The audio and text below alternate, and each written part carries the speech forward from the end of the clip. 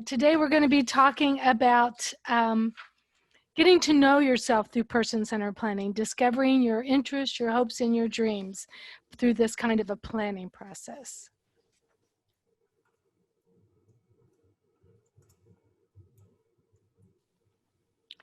I'm going to be presenting today, but I'm lucky enough to have two young adults who will be presenting with me as well. They're both involved in the Arizona Youth Leadership Forum, AZYLF, you may have heard it called. Just quickly, my introduction is, as Jeff said, I'm a program coordinator at the Sonoran USED, and so I do a lot of projects having to do with person-centered planning. Araceli, would you like to introduce yourself, please? Of course. So hi, my name is Araceli Garcia, and I am on the AZYLI Alumni Association Executive Committee as the secretary. And I have come back to AZYLF constantly as a staff since I graduated in 2016. So yeah, that's a little bit about me. Thank you. And how about you, Mason? Would you please introduce yourself? Of course. Howdy, everyone. My name is Mason Cody, and similar to Araceli, I've been a part of AZOLF and staffing with them for the past 2 years, since 2018. I've also been a part of different youth leadership organizations such as YWEP or Youth World Education Project. Okay, great. Once again, thank you guys for coming here to bring your perspective, and we'll look forward to hearing it from you throughout the workshop today. So here are the things we're going to be talking about. We're going to talk about adulting, what that really means to be an adult. We'll talk about person-centered planning, self-determination and self-advocacy, which are skills that are very important in becoming an adult. Araceli and Mason are going to actually share their stories with us, which I hope you'll find very interesting. And then we are going to do a couple of worksheets, minimally, but just to give you an idea how to fill them out, talking about things that are important to you and things that might be important for you. And then we'll also be talking about how to set goals to reach your vision for the future that you want. Next slide. Okay, great. So does everybody have Mentimeter up somewhere or in their browser so that they can use this wonderful tool that we're going to use to make something called a word cloud? So I'll give you a second to kind of get to that screen.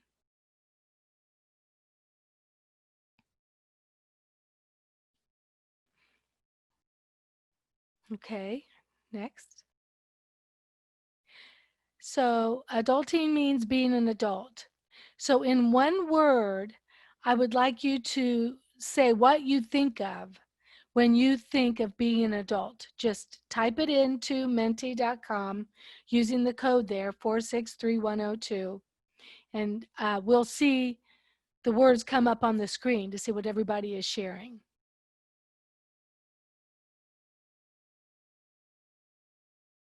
Responsibility.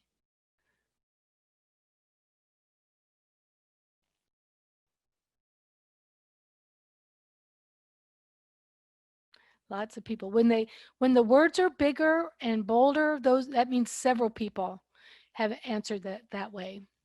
Choices are important. Independence.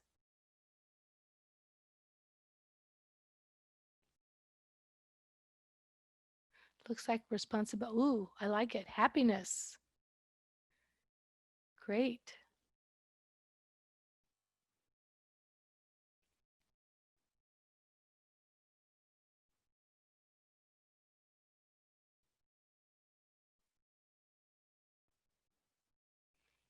Okay, I'll give you another few seconds if you want to enter some more things. Looks like responsibility and independence are very important. Strength's good.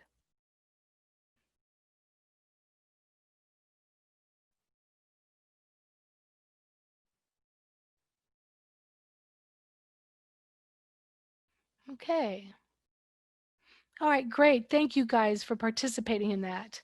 I think that those are words that come to mind to a lot of us when we think about it. Oh, we got another one. What was it? Employment. That's a very good one. Yes. Self-advocacy, good. I'm glad I didn't get away from this. It's getting better and better. Job, okay. Assume, good. Job, okay, wonderful. Being independent, not just independence, but being independent. Okay, I love the way this is shaping up. All right, great. Thank you very much. All right, let's move to the next slide. So we're going to talk about person-centered planning. What kind of planning is this? Next slide. Mason is going to talk to us about the purpose of person-centered planning. Okay, and thank you. Mhm. So, the purpose of person-centered planning, or PCP, it includes you in the planning process. Now, that is very important, as in many different situations and walks of life, your person-centered planning team might not initially expect you to be a part of it. It's listening to you and what you have to say. Now, in a person-centered planning team, it is very important that you are a valued addition to it, because it's you. It's planning for your future. Your person-centered planning team has to allow you to make choices. You should, in your own team, have a say in your future. You're able to make choices for yourself, or if given options, you're allowed to choose instead of having them make all the important life choices for you. It helps to show you opportunities to be involved in the community. Now, your person-centered planning team is your own small personal community, but they can also help you find outreach in other larger communities that can help you with similar problems or issues, similar planning, essentially speaking. So your small person-centered planning team doesn't have to be your only community, and shouldn't. You should have many open communities that they can help you find. It helps you identify your wants, interests, and dreams, / set goals for your future. This is your person-centered planning team. A key concept is, what do you want as the person? What are your interests and what are your dreams? Because with your person-centered planning team, they take all this information and they realize it into reality to set goals, realistic goals, importantly, to achieve these dreams and interests of yours. And they can help develop a plan with your team to turn your dreams around. Oh, I already said that. Thank you, Mason. You gave us a great description of what the purpose of the planning is. Next. All right, so the principles, or what we also might call the guiding values of person-centered planning, are self-determination. That means that you're making your own choices and you take responsibility for those choices in order to have the kind of life that you want to have. Families and close relationships. It's important to remember that a person's family isn't just the people who are related to you by blood. It's who you choose to be your family. So that includes meeting new people and growing your family. And then inclusion. This means that you feel like you belong, that you're a part of your community. And so that includes having relationships and activities with others with and without disabilities. Next slide, please. So one of the most important ideas behind the person-centered planning process is finding out what's important to you and what's important for you. So important to includes what you want and what you like to have in your life in order to be happy and satisfied. So this includes the people you like to be with, the things you like to do, the places you like to go, routines and schedules that you prefer. Important for includes the things that you need to be healthy and safe. So that would be things you might need to treat your conditions or things that you need to do to prevent yourself from being sick. And we're going to have a session about that next week. that goes more in depth. It also involves feeling safe and secure, and then things that you need to know to be valued and respected by others. So it's important to note that this is everybody, with or without a disability. We need to have both of these in our lives, things that are important to us and important for us. And one of the things we do is we're constantly balancing. There's trade-offs between the two. It can be tricky sometimes, but sometimes it's something everybody needs. An example of a trade-off might be, let's say it's healthier for you not to eat a lot of sugar, but you love ice cream or you love desserts. Well, it's okay to do that. You just have to find the balance between those things. Next slide, please. Mason, could you please do the next 2 slides for us? Yes. How to plan for adulthood. This involves to creating a vision of the future that include your hopes and dreams. I mentioned this earlier in the slides that a person planning team takes your hopes and dreams into account and helps them create goals. These are some good examples of goals. Going to college or other training. Other training could be on-job training, or it could, for instance, be like military training. Or another one would be employment training for a specific job, which is kind of on-site training. It's thinking about what you want. It's setting goals that are realistic to achieve and making a plan to be able to reach them within usually a set goal, a set date. Timeline is set, I said set a lot, to help you reach these goals. Next slide. How this is done. Choosing your planning team. Now, it's really important that you are in charge of who is in your planning team, because your planning team is made up of people you trust, people you rely on to help give you informed decision making about your future, people who want your best interest at heart. So there are times when people are on your planning team that you didn't decide for, but mostly it should be people you are okay with, you respect as other people to help you. This can, a PCP can make it easier to get to know yourself better. They help identify your strengths, which are things you're good at. You could be really good at math or really good at science or exercise per se. Things you like, interests, and preferences. You could, interests and preferences. You could like many things. You could like computer programming. You could like physical work, like construction.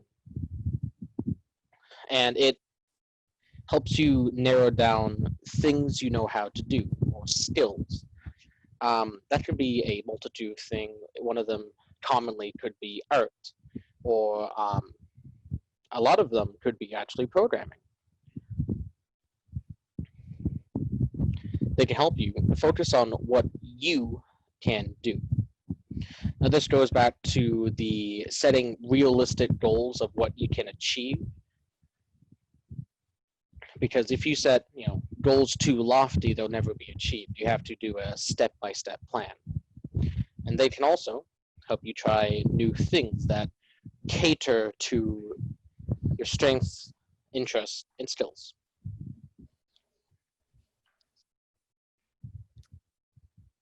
Okay. Next slide. Thank you, Mason. So you might be wondering, who is on this planning team? You are the most important person on that team. You should always be at the meetings. And then you think about the people in your life who are important to you, or the people that you know can help you to figure things out and get what you want. So to think about who you might want to invite to be on your team, who do you feel close to? Who do you like to spend your time with? Who do you usually go to for advice? Who do you trust when you need some answers?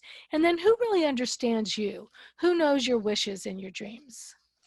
Next slide, please. So why, you might be asking, why do I need a team to do this? Well, you get to hear great things that people think about you. And that can be really fun because often you don't think about some of the things you're really good at, but other people have noticed that, and it can help you to hear when people actually identify those things for you. Other people can help you think of different ways of doing things or help you to find new resources. And then they're the ones that can be there to help you reach your goals. They may be there to provide the support you might need in order to do so. So we're going to do another Mentimeter word cloud. That was fun. Hope you all liked that. Once again, go to menti.com and enter this code 463102. And so this very first question, I'm asking just the young people to answer. So I want you to pretend you're meeting someone for the very first time, and you know ahead of time this is someone you're going to be spending a lot of time with. What is one thing you would want them to know about you? What do you think would be important for them to know about you? So just type that into menti.com after you've entered that code, and we're going to create another word cloud.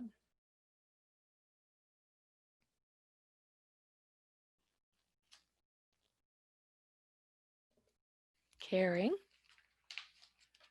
You would want them to know you're a caring person.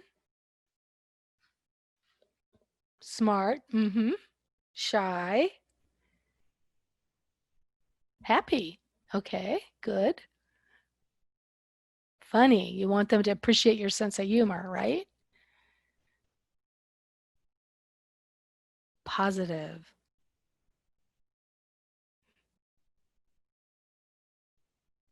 Looks like a couple people may have put positive there. Helpful. All right, great. You're a hard worker. Kind. Very nice. Brave. These are great.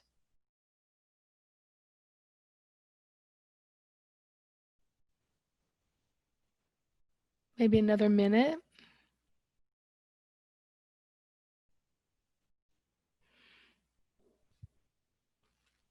Smart.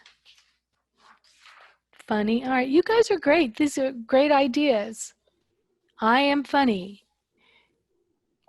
Are there more? It looks like it's getting ready to reshape again. Helpful. Wanted to Okay. say that, oh, sorry. I just wanted to say that Nicelle, I believe, posted in the chat that she wanted to put holy.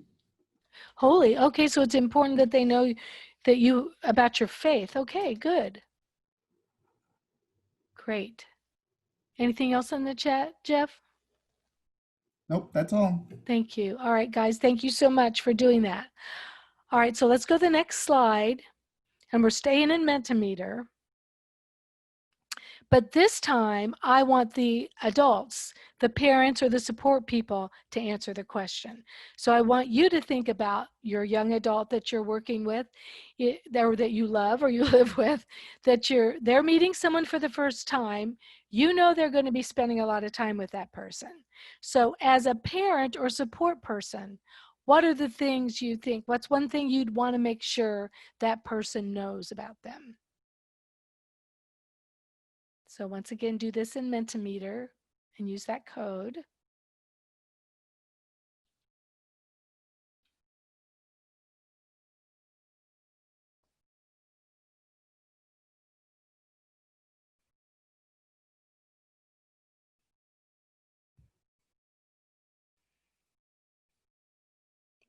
Okay, great. That they're artistic, compassionate, kind, friendly, worth getting to know, a goofball, positivity, compassionate, trustworthy. So two parents put things in the chat, or support people put things in the chat. Okay, So one said knows more than you think, and the other one said so motivated. so okay, great. Great. Fun-loving. Compassionate's a big one. A few people said that apparently in kind. Varied interest. How hard they work, how happy they are. Worth getting to know. All right, these are great. These are great. So some of the things that the parents and the support people said are similar to what the young people said, but there's a lot of different things too. Their point of view is a little different, wanting to make sure that this new person understands the things you can do. I think a lot of the things that the youth brought up were their personality traits, the good things about their personality. But there's a lot more here from the support people that talk about some of the things that you can do. But there are still a lot of similarities. Okay, great. That was a great word cloud. Thank you, everybody, for participating. All right, so Araceli, would you mind talking about the next 2 slides, please? I do not mind. So there are 2 very important skills to learn to help you be ready to be an adult and to make decisions. Self-determination and self-advocacy can be described this way. So self-determination is your choice. So that's making decisions about your life and making decisions about what you want. Self-advocacy is your voice. So say what you want to say and what you want people to hear. Next slide, please. So things you need for self-determination. So self-determination is a combination of attitudes and abilities that lead to the belief you can control your own destiny. That includes making your own choices, setting your own goals, taking action to reach the goals, taking control and responsibility for your own life, experiencing the results of making your own choices, and with that, positive things happen. And when things don't turn out as you planned, figuring out what to do next, which involves taking risks. Okay, next slide. So how this helps self-determination. So self-determination, like I mentioned, includes taking risks. People have a right to try new things, and that includes right to try and fail, and then right to try again, which is dignity. We all learn through experience, and some of those experiences may include making mistakes. Taking risks gives us opportunities to try new things and to help us set goals that help us grow. I know I've made countless mistakes in my lifetime, but that's all of those mistakes have helped me get to the point where I am today and to learn about, what I can do to better improve myself in certain areas of my life. And it's about learning new things about ourselves, like I said, and even to surprise ourselves when we do much better than we expected. So having self-determination doesn't mean you have to make all of your decisions on your own.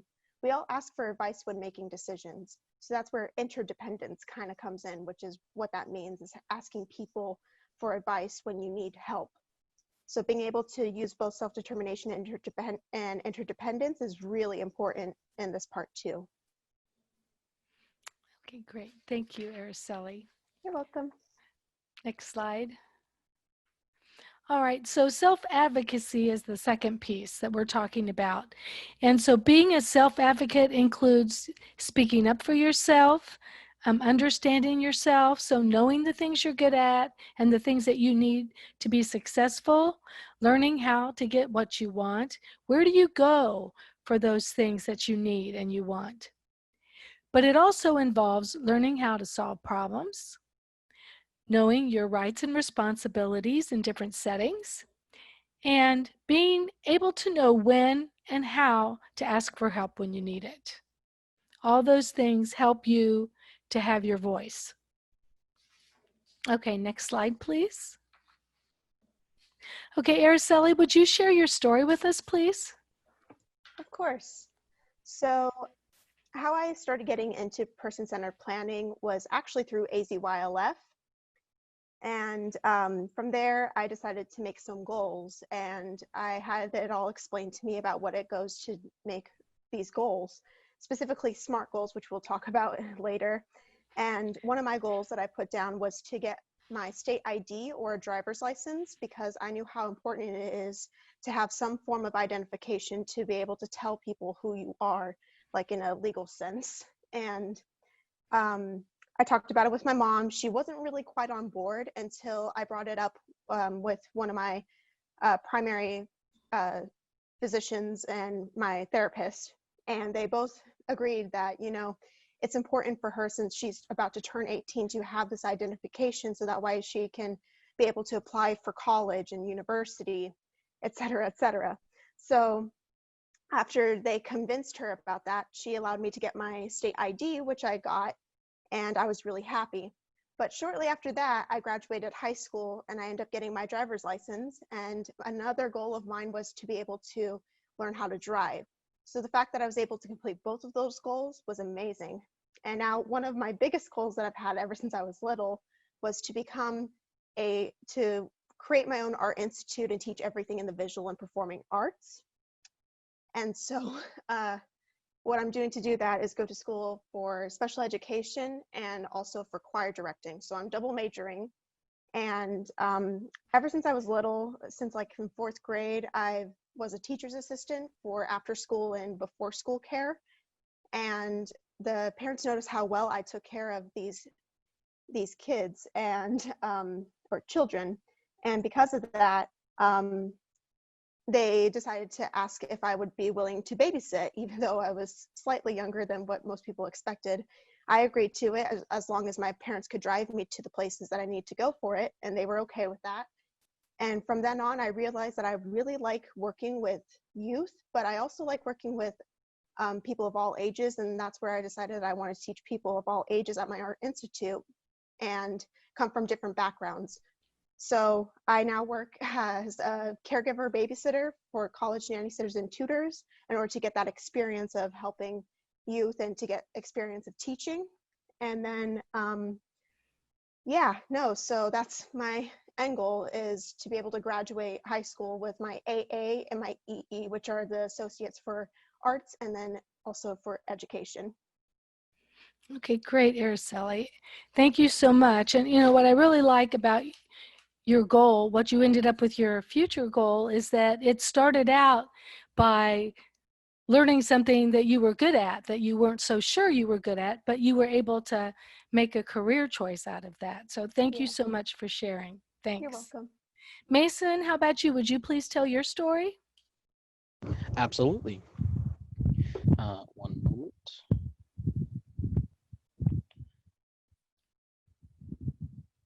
Okay. So, my experience with self-advocating and PCP planning starts fairly early in my life when I first entered high school. The transition from grade school to high school, my family made it very important, or made it known to me, that I need to be my own person. I need to be able to make decisions for myself, and I need to, most importantly, be on my PCP team, which at this point in high school was my IEP team.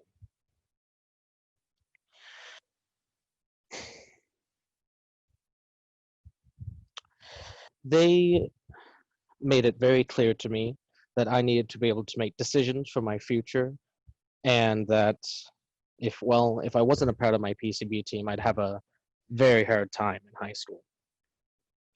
Now, going initially, I had a bit of, not whiplash, but a bit of recoil from the people in the PCP team, as it was unusual for the person they planned for to be a part of the planning. Now, this me being a part of my PCP team and advocating for myself helped me get through high school entirely. During high school, I had a severe medical relapse, and I missed about, I don't know, 8 months of a 10-month year. But through my PCP team and me advocating for myself, I worked with my team to set goals for myself, education-wise.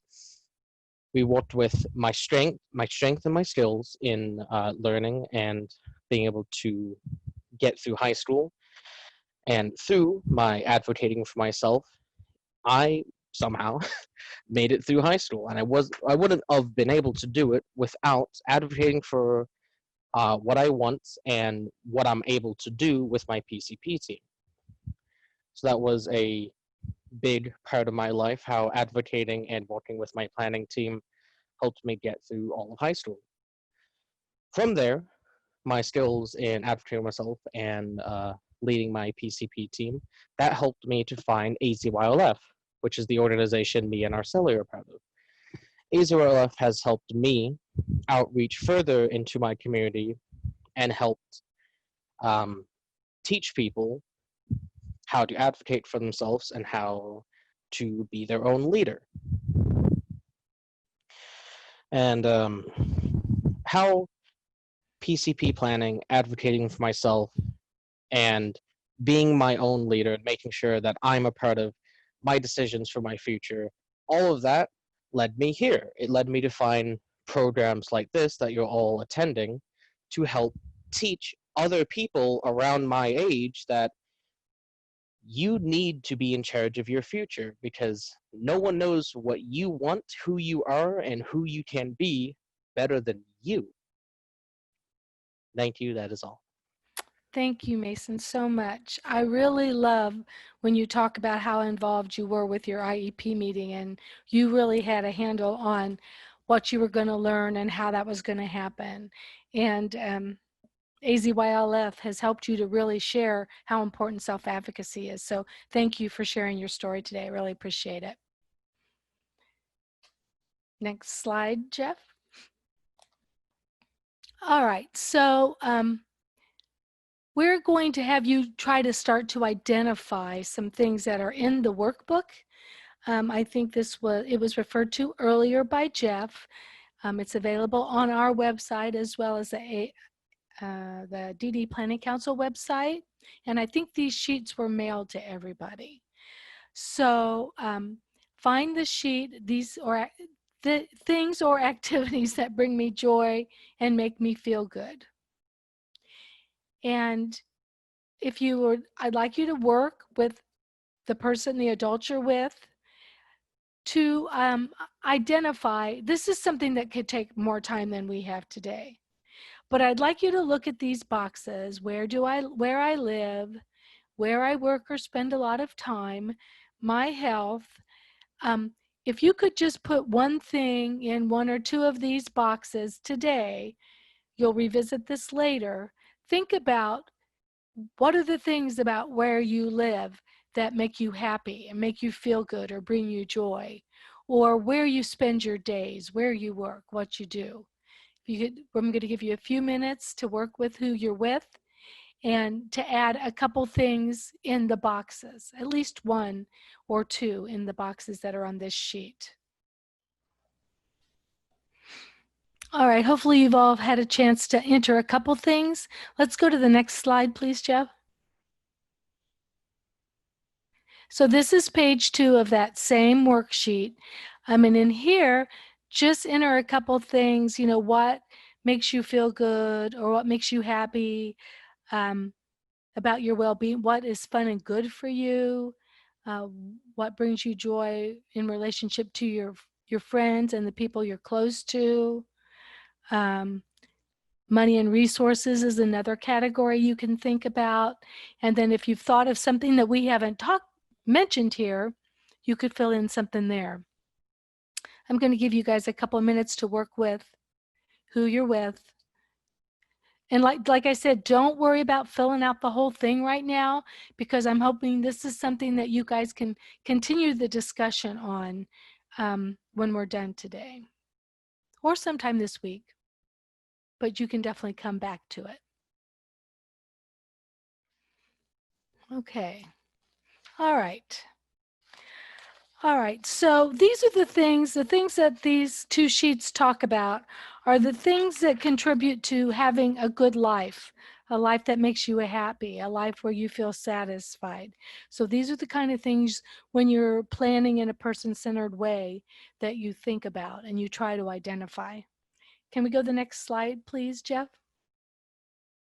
All right, so we're going to do another Mentimeter. So if you could go back to that part of your web browser and enter the code that's there. All right, so now I'd like you to, what's one thing that you identified on either of those two pages that brings you joy or makes you feel good? You can enter more than one if you want to, but just enter some of the things that you put on those sheets that you identified by using these sheets.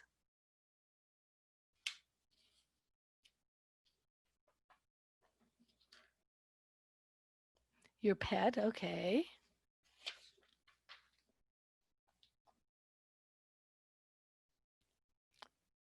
Oh, wow. Family and friends. Video games, your job, board games, arts and crafts,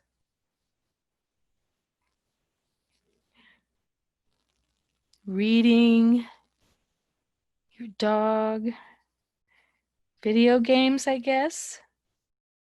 Is that what mine? I'm not very Yeah, techie. Minecraft is a video game. That's what I thank you. No problem. Okay, drawing. Did I put that down?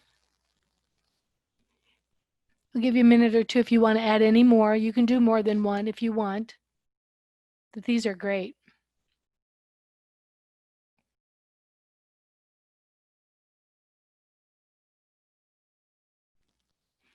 Friends is a big one there, right? It's big and bold, and family and friends too. So those are pretty important to a lot of you. Favorite animal. Okay. All right, great. Thank you so much. All right, you want to go to the next one, please? All right, so then we're not going to fill this out today, but this is something that after you've gone back to the 2 sheets that we looked at today, and you identify those things in your life that make you feel good, that bring you joy or make you happy, this is the next page you go to after you complete that page. And this is where you identify the things that are important to you, the things that, give you happiness and peace, and then important for you, the things that you need to be healthy and safe. So I'm going to look at the word cloud. I jotted down the things that you all put down. So a lot of you mentioned your pet or favorite animal. So that is probably something that's important to you. That's something that's important for you to have in your life. Now, some people actually have service animals that they use that really help them to get through their day-to-day life. So that would mean that their pet is possibly important to them, but also important for them because it helps them to do the things that they need to do every day. Your family and your friends, that's definitely an important to you thing that I think that would definitely fit in that category. But I would also argue that being with the people that you love and that you care about is also important for you. It's what makes you feel good. If you're happy and you feel good and you feel safe and secure, that's what it's all about, right? And that helps you to feel better about everything. Board games, and that's something that you do to pass your time. That's fun. You do with your friends. That's important to you. I have found in these days of COVID being isolated, that's kind of become important for me as well, because I find that me and my granddaughter and my daughter, we play a lot more games than we used to. It's a way to have something to do when we can't get out. Arts and crafts, once again, that's important too. But artistic expression is very, very important, having a chance to express yourself. So that would fit in both boxes as well. I hope you're kind of following where I'm going with this.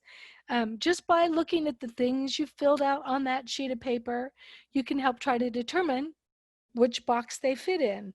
The video games, once again, that's an important too, but it can also help you to connect with people, helps you to cope with what we're going through now. So I think that's important. Okay. So does everybody kind of see where I'm going here? If you want to put some comments in the chat box about this exercise, feel free. What you thought, if you thought it was helpful, if you understood, or if you have questions.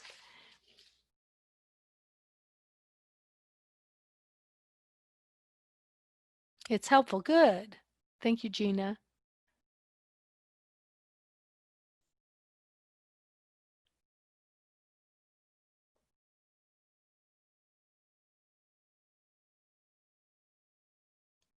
It puts people in the right place to start planning. Great. Thank you, Karen.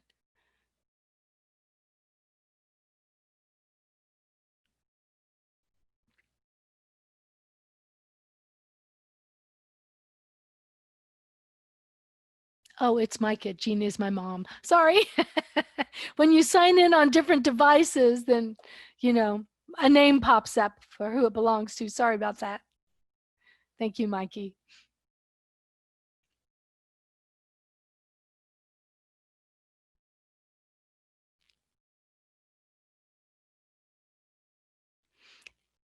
And we're going to have time later also at the end today that where you can ask questions or make comments as well.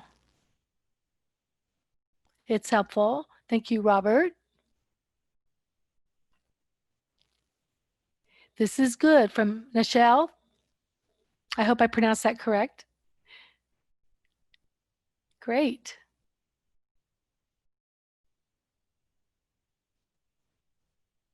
It's fun and helpful. Good from Madison. Yeah. I think a lot of people don't take the time to think about it in this detail, and it can be very helpful. And once again, this is one of those times when you're with your family or your team where you're going to hear good things from other people that you might not have thought about. Okay, so there in the chat it says, Jeff says, for participants following the ASL interpreters, they're alternating and you will need to put the video. Okay, so that the other interpreter can switch. Jeff is our guru for all things techie here. So if you have any questions about any of that, just message him in the chat and he'll get you hooked up. Okay, great. All right, thanks guys. I appreciate your input on those. All right, so the next slide, please. Okay, so we're not going to work on this one at all today, but this is the next step. After you've gone through those two and you've identified the things that are important to you and important for you, then this sheet helps you to figure out what your next steps are in the planning process. Okay, so first of all, have you guys asked enough questions to identify what's important to the person that you're planning with? And how does that person express themselves, or through words or behaviors? Because you probably all know we all talk or communicate in some way. It may be ASL, it may be words, but we also communicate with our face, with our gestures, with our body language. All those things are very important. And then when you're talking about your next steps, once again, finding that balance between what's important to and important for. So thinking about what are those things you're willing to give up to have what's important to you or important for you. And then finding out what other information do we need so that you have the information you need to make informed choices. And then what experiences do we need to explore or try in order to identify what might be a risk? So this is the time when you're thinking about what are some other things you need to do, or what are things you want to do, what are things you want to try. So after you go back with your family, your planning team, whoever you're working with, you fill out the 2 sheets about what brings you joy or what's good in your life, figuring out what's important to and then important for, then this is the next step. You go to this page to try to say, okay, now that we've gathered all this information, what do we do next? Okay, next slide, please. Okay, Araceli, would you please talk with us about SMART goals? Yes, of course. I did mention it, so it's only fitting that I talk about it. Yes, absolutely. So the term SMART goals refers to the way you write the goals you want to strive for, and each letter stands for something. So S, think of it in a simpler term, specific. Say what it is that you want to say. So make sure that when you're writing this goal, it's very specific to you and that it's what you want. Then the M stands for measurable. So you want to know how long it will take to meet the goal and when will you know you have achieved it. It's important that you set like a starting date and then a ending date. So then the next one is achievable. So make sure is this something that you can do? And then realistic. So most people get a little bit confused with this one, but how I've learned it is that it's something that you can achieve with your senses. If you can like see it in front of your eyes, and imagine it in your head. That's kind of what it is. It just like you can taste it, smell it, hear it, touch it, feel it, like see it. That's what will make it realistic, is if you can, actually, that will make it more realistic for you. So timely is for T. So something you can achieve in a certain amount of time and that you have enough time to do it. So with this one, you can go about it with different ways. So your dream may need several goals in order to achieve it. Like for instance, me, in order to become that to make that art institute happen, I need to get my education first, then I need to save money for it, and then I need to do this and this and this and this. So I have to break it down, this goal, into smaller goals in order for me to actually achieve that. So some goals may take longer while others take a short amount of time. So for instance, like let's say that you want to become a cosmetologist. Well, that actually won't take you that much time if you are graduating from high school, because as soon as you go to that cosmetology school, you're learning how to do it. And it's only like a year process, that right after that year, you get your certificate and you're a licensed cosmetologist right after that. And goals can be changed if needed. If it's taking you a while to complete that goal and you already have that end date, but you're not going to be able to meet it on time, it is totally okay to change the date so you can actually achieve it at the time that you need. So this is an ongoing process through your life.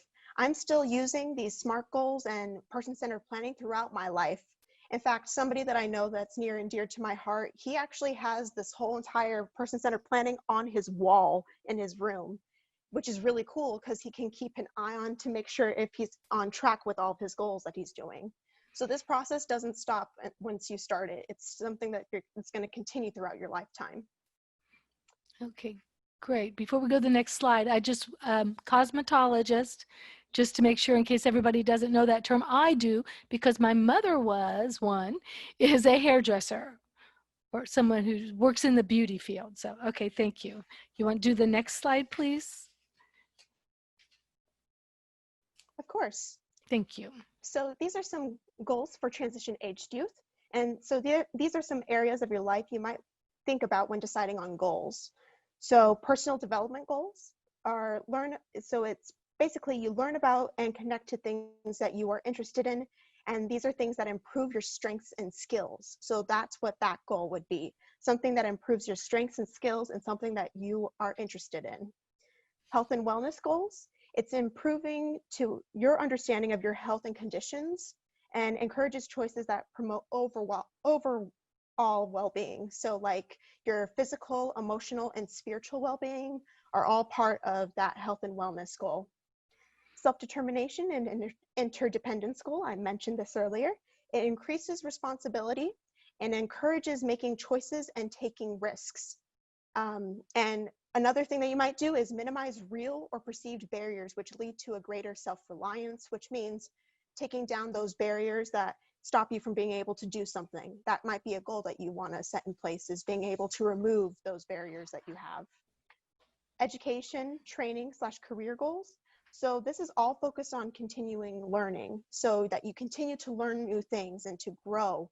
But this could also be career development. If you're going to school, like you could go to college or like a trade school in order to do that and have a set goal within those kinds of goals. And then the last one is community participation. So it encourages participating in groups, working with others on projects, and socializing opportunities. Me and Mason have mentioned earlier that we attended AZYLF. That's something that you guys can do if you are interested afterwards, and we can talk about it afterwards too. That is one way to set a goal, is like, I will attend AZYLF in the summer of 2021. That is a really great goal that you can put down there, especially because you will actually be able to make all 5 of these types of goals at AZYLF for free, might I add. So it's already pre-paid for, so you don't have to worry about, if you need more help with it. That's a great way for you to be able to do it. Great, thank you so much. You're welcome. Next slide, Mason.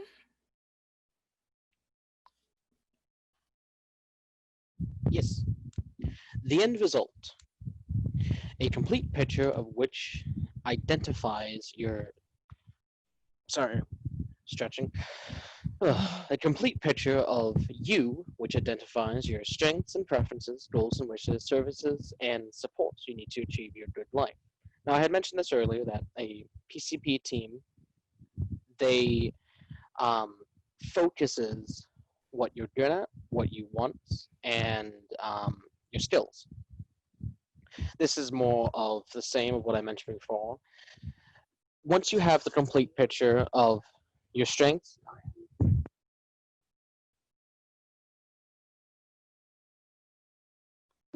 sorry, I got interrupted.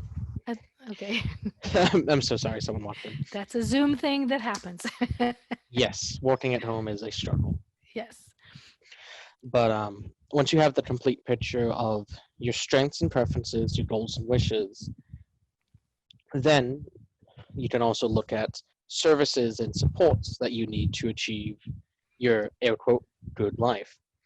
Now, services and supports, these could be various things. A service could be something you get from the government, i.e., being on like disability or being on welfare. And supports could be, well, it could be people for one thing, like your PCP team is a support team. A support could be a service dog, or I guess a service dog can be both a service and a support. Yeah. But service and supports are things, services and supports can be things that help build you up, essentially speaking. They're things that can help get you to where you need to go. It's the wider spread community group I mentioned, that your PCP team is your internal community, and they can help you find service and supports in other communities. Okay, great. Thank you, Mason. All right, so next slide, please. So I think when I think of person-centered planning, I think the main goal of person-centered planning is what this graphic represents. It's all about understanding how a person wants to live their life, right? So that includes talking about your relationships, important to and important for, employment and career development, and how you spend your time, any kind of support you might need or services, which could also be from agencies like DDD or Voc Rehab, and then community involvement, the things, how involved, belonging to your community and being involved in what's going on. And then the plan helps to make sure that things are in place to help you to live the way you want to live. Okay, next slide, please. So Mason, would you please talk about what you do with all this information once you have it? Absolutely. So what to do with all this information? You can share it with others. Now, once you have all your dreams, preferences, skills, strengths, all of these things focused into your core identity, it's a really helpful thing to, well, show others. For instance, when looking for a job or applying for like accommodations at your local community college, or even accommodations for your job, having everything that you are, skills, strengths, skills, dreams, so on, in a very focused package can make life very easy when not coming across people. It can make it very easy when trying to show others who you are or what you want. For instance, it can be a great starting point to help with other plans. Individualized education plan. I had mentioned this before, IEP, which is a school-based PCP, person-centered planning team for you and your education. Now, I already talked in length about them, how they can help you get to this point, but it is in a IEP specifically, and in many PCPs, it helped me immensely, and it helps anyone immensely, that if you know who you are with or without the PCP team, it can drastically help the support or help get the correct support you need, because these teams are there to help you, and they're there to help accommodate and give different supports, different I can't think of the other word, but different supports for you. And if they know exactly who you are, and if you know exactly who you are, you can get the exact help you need. So it's very important to have this information so you can share it with others, primarily PCP teams. Okay. Then there's the individualized support plan, ISP. These are other PCP teams. And I don't know much about the ISP. So that's basically if you're eligible for the Division of Developmental Disabilities. It's a plan that happens like every 90 days where they go over a lot of these things where, they look at you and all the different areas of your life and how you're doing. And then there are certain services and supports that DDD can provide for you. So that's what that's about. Then there's the Individualized Plan for Employment, or IPE. And that's the name of the plan if you're going to Voc Rehab, where they help you. And this is, I'll tell you, you really, this is all about you and what you want to do with your life and how you want, where you want to work, what kind of a job you want. So did you want to talk more about that, Mason? I'm sorry, I just jumped right in there. No, you're perfectly fine. I Okay. believe you covered most of that. But the Okay, final great. one, which is a fairly important one that I can't see because captions are in the way, resume for finding employment. Mhm. Now, all of these have been examples of what you do with the information of your core being, skills, dreams, preferences, all those things. As I mentioned, there are many when sorry, 1 second. Sorry about that. That's okay. I mentioned at the beginning that it is very helpful in life to know exactly who you are, in a sense, when it comes to these things.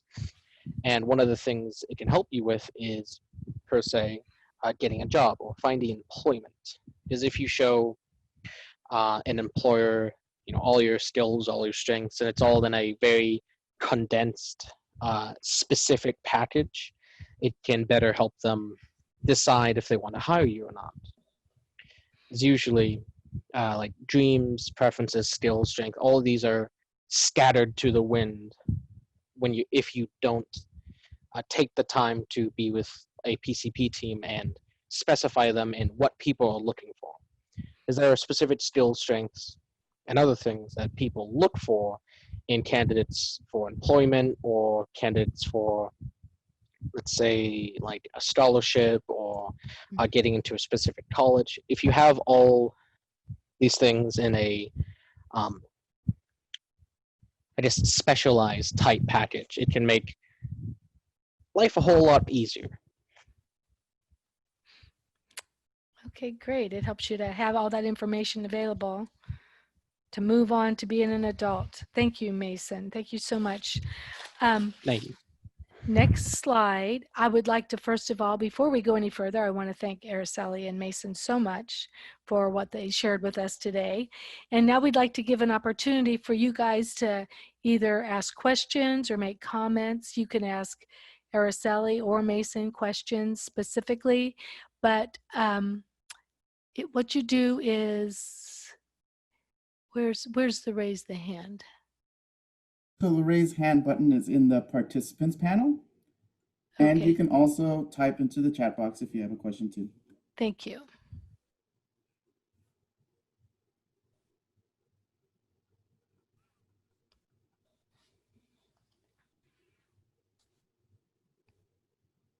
So if you raise your hand, we'll unmute you so you can talk.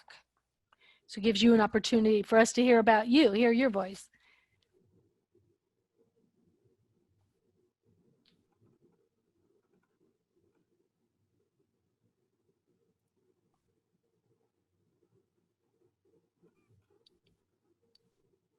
Sandra raised her hand. Ah, Okay, Or Sandra. somebody's hand raised. All right, I'm going to ask you to unmute. There you go. This is Madison. This is Madison. Hi, Madison. Hi. I say thank you for the lesson. Oh, you're so welcome. You are welcome. What did you learn today? Then I learned about conversations. Good. Great. Learned about starting conversations to express more of what she wants and needs, That's Yeah. awesome. right? Fantastic. That's great. We're glad you could come today. Yeah.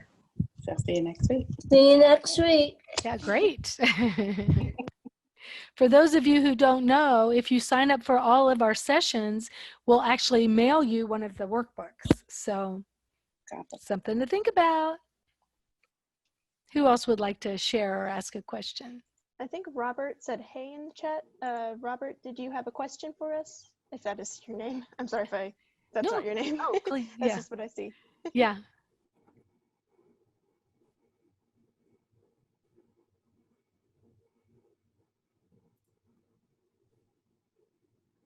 Robert, I just asked you to unmute, so if you want to speak, please feel free to do so. It's actually my son, Skylar. Oh, Skylar. Hi, okay. Skylar. Thank you for actually helping me. This actually helps me better than anything Oh, I'm so glad. We're so happy about that. because I'm actually still in high school, and actually I can't get and we're actually learning how to become an adult. So this is actually one step further than Good. high school. I'm like, I actually need to learn how to become an adult more than anything. But now I'm like, okay, I actually need to learn the steps up. And this is actually better than anything. Oh, great. Thank you. I love that. And this is a good time to start knowing what you're going to do after high school for sure. Yeah. I don't know if I should just come to ASU or something. Mm-hmm. But yeah. Great. Thank you so much. We have a question from Anna in the chat. What's your best advice in developing your person-centered plan that doesn't seem to be too overwhelming? Okay. I'll talk a little bit then if Araceli or if you and Mason also want to. I think the one thing that's great about the workbook is that you can take a little bit at a time and you can choose what section you want to start on. You don't have to do it all at once. So if you're using the workbook to plan in a person-centered way, it's just making sure you take the time to talk about it with your team and the people you care about and getting things written down so you know where you're going or what you're doing. Araceli or Mason, did you want to add anything? Sure. Another way that has helped me make it a little bit more easier is specifically what we use at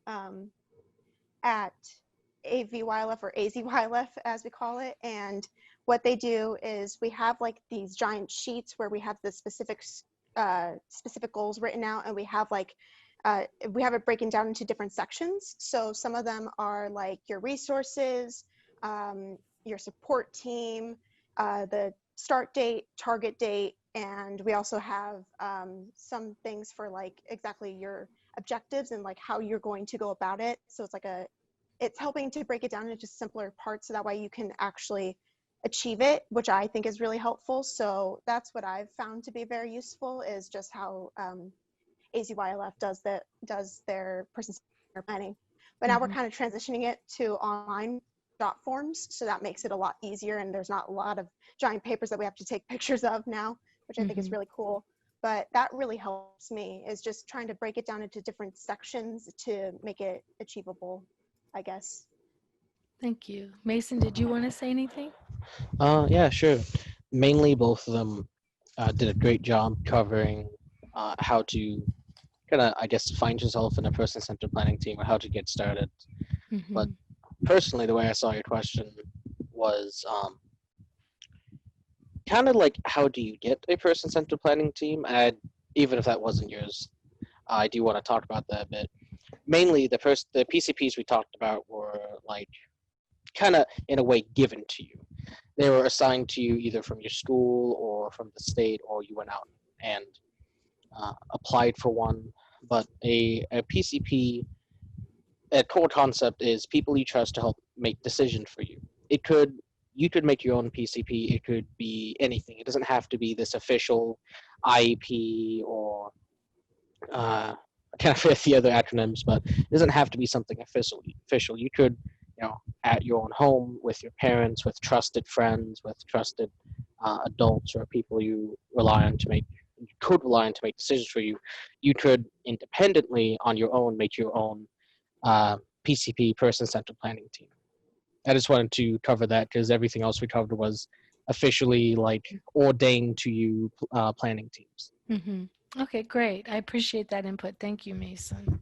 So Tiffany said, do you know is any of the AZYLF training resources are available to the public or for support persons and educators?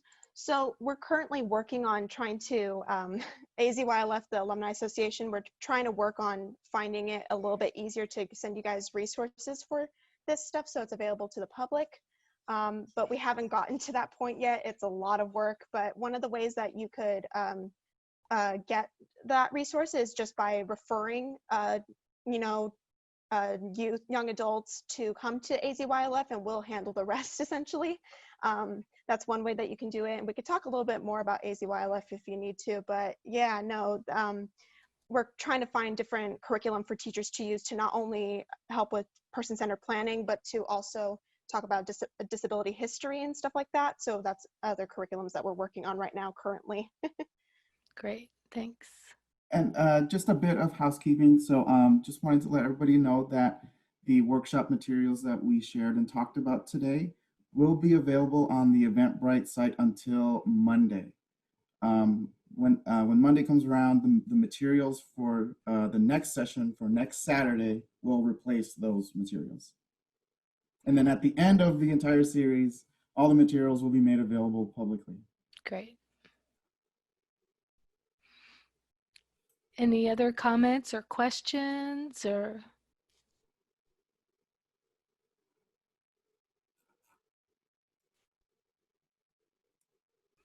Don't be shy. If you don't want to talk, you can always write in the chat box too, if you'd rather be more. If I remember, Mikey, you wanted to ask a question, but you're a little bit shy. So if you wanted to write it in the chat, that's fine too.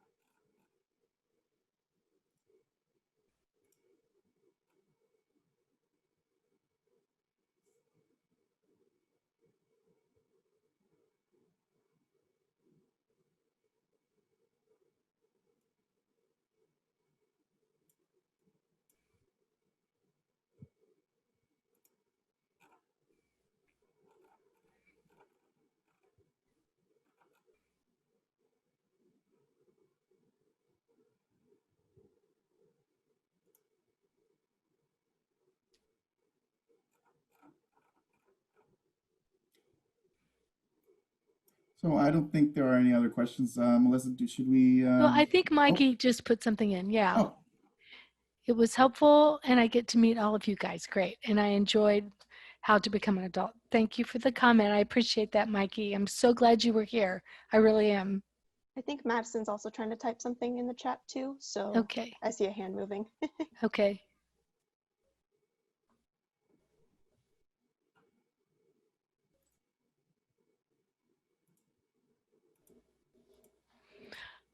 So is it possible to get the workbooks, or is it okay to make copies of the book, Madison? Absolutely. You can make copies. You can download it online, and the forms are fillable if you like to do it that way.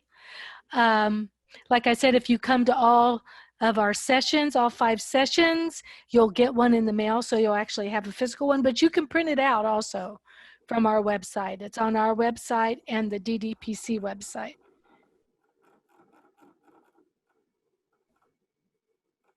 It's definitely okay to make copies. It's out there to use.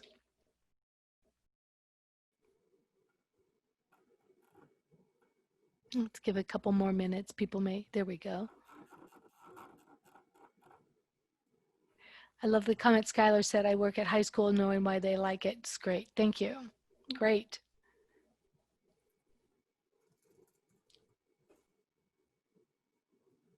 Oh, that's a good idea. Jeff just gave you a link to the workbook, and we can give you the email address for the You Said in case you guys come up with questions later. Oh, he just posted it. Jeff did. Perfect. Thank you, Jeff. He's amazing. He's always on it. I know Always we'd on be it. lost. I would literally be lost without him.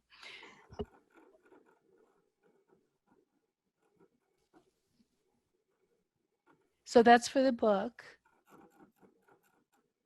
Okay, Wendy Warren says, I'm the project coordinator for the You Said Career Pathways for Arizona's Future. Transition activities are being developed with local schools. Feel free to contact me for information. So that's Wendy Warren's, wswarren@arizona.edu. Thank you, Wendy. I appreciate that. This is great. It's great to hear from everybody. We can give it another minute or so if anybody's still thinking about talking. Silence isn't always a bad thing. It isn't always. It's not Good always things a bad come to thing. those who wait, right? Yes.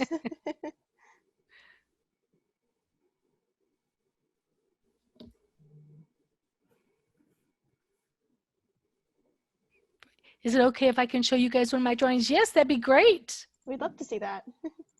As an artist myself, I would love to see that. Oh, wow, that's Oh, that great. looks really good. Thank That's you, really Mikey. awesome. That's really cool. So you must have been one of those ones who mentioned that art was one of the things that's important to you. Great. Thing I love about art is that it could be a career or it can be a hobby, you know, and Yes. you never, you know, it's so good to have that outlet. Anybody else?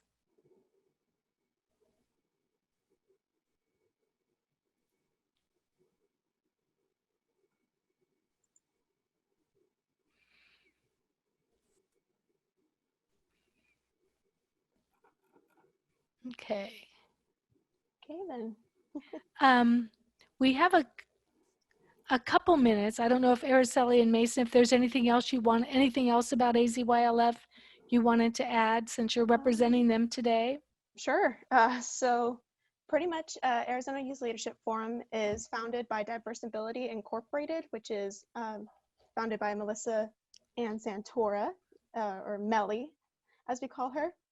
And she's an amazing woman. She has created this since 2014, and you know, she really wants to make sure that young adults have the abilities that they can to be able to become independent and be able to transition into adulthood.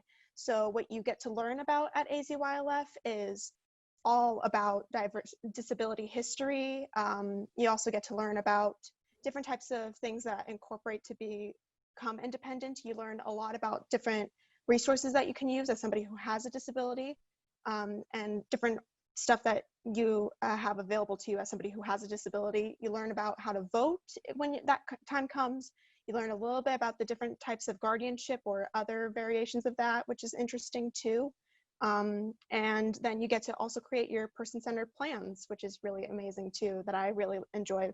That was my favorite part of it. When I was a graduate or delegate at the time, that was my favorite part, is creating those goals to help me to become independent and to get to the place where I am now. Mm-hmm. And then after that, you get the opportunity to go to the statewide conference, which happens later in the summer. And that helps you to be able to do what me and Mason are doing now, which is facilitating presentations. And that's really cool. You also learn how you can best do that and learn presentation skills, which is amazing. So yeah, and then from the AZYLI statewide conference, you actually get the option to become part of the leadership team of the Alumni Association Executive Committee, which is, we meet every month on once a month on Saturdays.